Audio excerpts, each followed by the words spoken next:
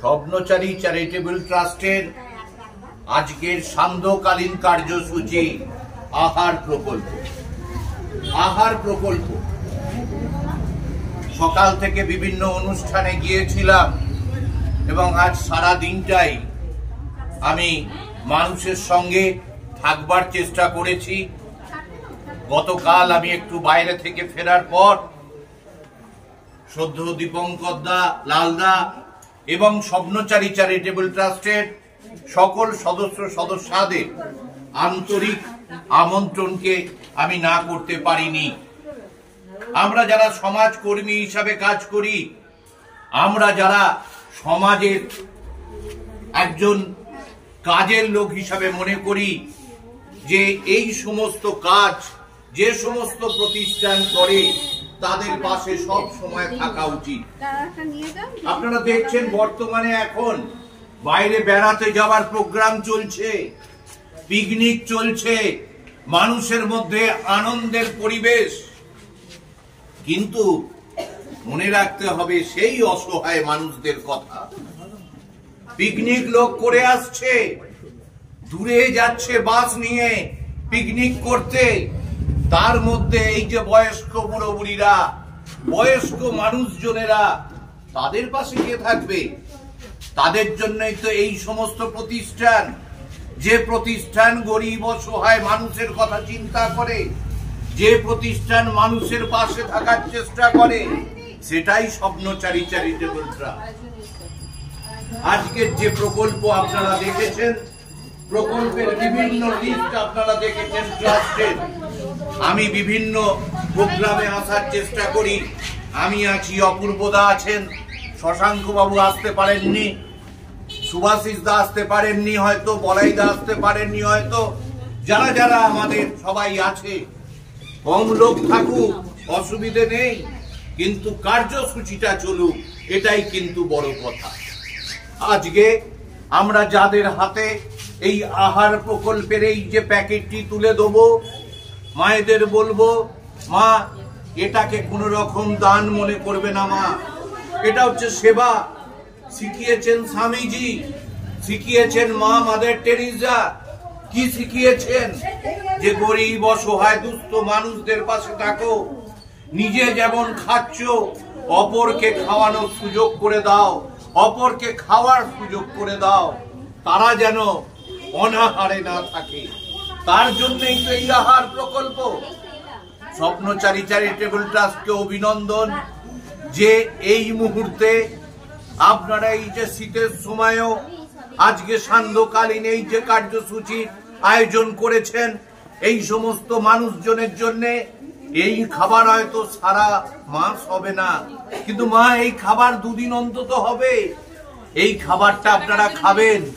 এই খাবারের মধ্যে যে দেখছেন যে সবজি থেকে আরম্ভ করে আরো অনেক কিছু এই প্যাকেটের মধ্যে আছেন, আপনারা খেলে আমরা শান্তি পাবো। আমরা বলতে কারা? আমরা বলতে স্বপ্নচারী চ্যারিটেবল ট্রাস্ট। আমরা চাই আপনাদের মুখে হাসি ফোটাতে। আমাদের স্বামীজি শিখিয়েছেন যে বহুরূপে সন্মুখে তোমার, সারি কোথা খুঁজিছে ঈশ্বর, জীবে প্রেম করে যেই জন, সেই জন সেবিছে ঈশ্বর।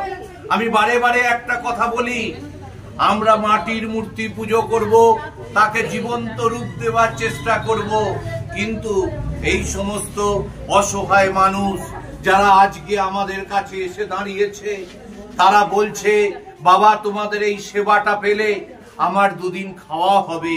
তাই এর থেকে আমাদের আর ভালো কাজ আর কিছু হতে পারে না। স্বপ্নচারী চ্যারিটেবল ট্রাস্টকে বলবো যে আপনারা যেভাবে এগিয়ে চলেছেন, একটা কথা মনে রাখবেন, আমি বারে বারে বলি যে উদ্দেশ্য যদি ঠিক থাকে, লক্ষ্য যদি ঠিক থাকে, এবং যদি আমরা সততা নিয়ে মানুষের সামনে এগিয়ে যেতে পারি, তাহলে নিশ্চয়ই মানুষ একদিন বুঝবে বা মানুষ সবসময় পাশে থাকবে। এনাদের যে প্রোগ্রামগুলো আপনারা দেখেছেন, যে অনেক বাবা মা তার ছেলে মেয়ের জন্মদিন বাড়িতে কেক কেটে পালন করতে পারত, তারা বলছে দাদা আমরা একটা টাকা আপনাদের দেব, এই টাকা দিয়ে অসহায় মানুষদের জন্য কিছু করুন। সেই টাকা দিয়েই বাচ্চার জন্মদিন পালন হচ্ছে। এই বাচ্চা বড় হয়ে শিখবে কি? এই বাচ্চা বড় হয়ে শিখবে যে এই যে সেবা, এই সেবা নিচে থেকে উঠবে, এই সেবা ছোট থেকে আসে।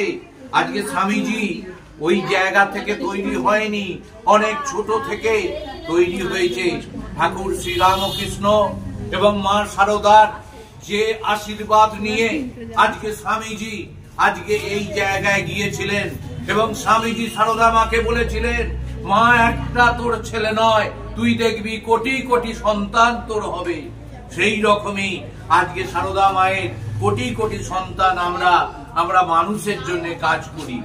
আমি আরো একটি কথা বলি সব সময়, যে লালদা এবং দীপঙ্কর দা বা আমাদের পুরুষ টিমকে, মেন টিমকে, যে ওমেনদের অর্থাৎ মহিলাদের আপনারা যে ফ্রন্টে রেখেছেন, এটা আরো বেশি করে এগিয়ে আসতে হবে।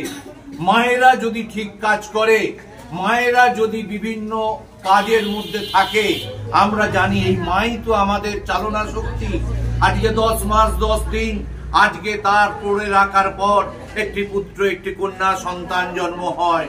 কত কষ্ট মায়েরা করে এই পুত্র কন্যার জন্যে, বাবারা তো করেই, কিন্তু মায়েদের যে কষ্ট সেটা ভোলার নয়। সুতরাং মা যেখানে আছে, বোন যেখানে আছে, দিদি যেখানে আছে, সেই সমাজ অনেক বড় জায়গায় যেতে পারে। আমি আপনাদের সকলের কাছে এই কথা বলবো, আমার মায়েদের কাছেও বলবো, সবাইকার কাছে বলবো যে আপনারা সংগঠনের সঙ্গে থাকুন, আপনারা সংগঠনের সঙ্গে থাকুন। এই চ্যারিটেবল ট্রাস্টের উত্তরোত্তর শ্রীবৃদ্ধি হোক এই কামনা করে সকলকে শুভ নববর্ষ। আমরা বাংলা পয়লা বৈশাখ যেমন পালন করি, আমরা ইংরাজি নববর্ষ পয়লা জানুয়ারিও পালন করি।